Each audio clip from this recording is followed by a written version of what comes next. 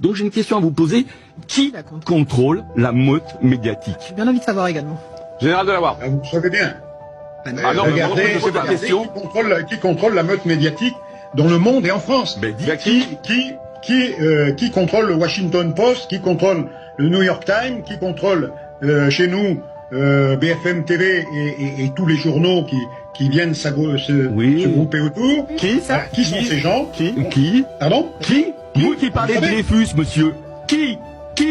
C'est-à-dire que si le général de Lavarde avait voulu répondre à la question qui, on va se faire une idée de la réponse qu'il aurait pu apporter. Alors je commence, c'est court, hein, on a trié, on n'a pas tout mis. Donc Vincent Bolloré, actionnaire majoritaire de CNews, Serge Nedjar, directeur général de CNews, Jean-Pierre Elkabbach, conseiller de l'actionnaire majoritaire de CNews, Patrick Drahi, propriétaire de BFM TV, Alain Veil, actionnaire majoritaire, président et directeur de la publication de l'Express, Arthur Dreyfus, président directeur général d'Altis Média, Marc-Olivier Fogiel, directeur général de BFM TV, Fabien Namias, directeur général adjoint de LCI, Valérie Nataf, directrice éditoriale de LCI, Grégoire Chertok, associé gérant et membre du comité exécutif de Rothschild & Co, conseiller financier de Martin Bouygues, donc TF1, TMC et LCI, d'Arnaud Lagardère, Europe 1, le journal du dimanche, Paris Match, RFM et Virgin Radio, et de Nicolas Bazir, donc aussi également ancien de chez Rothschild,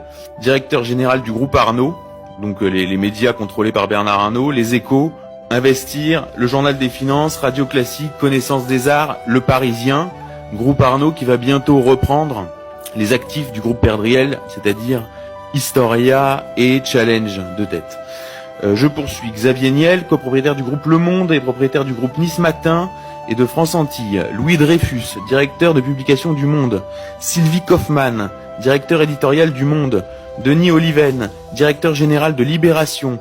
Dove Alphon, directeur de la publication et de la rédaction de Libération. Laurence Bloch, directrice de France Inter. Pierre Bélanger, fondateur et président directeur général de Skyrock. Stéphane Sidbon-Gomez, directeur des antennes et des programmes de France Télévisions. Diego Buñuel, directeur des programmes de France Télévisions.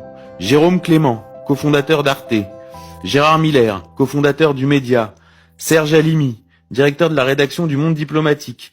Ariane et Benjamin de Rothschild, Benjamin est mort. Ariane de Rothschild, actionnaire majoritaire de Slate. Kenneth Fischer, actionnaire de l'Opinion. Famille Dassault, propriétaire du Figaro.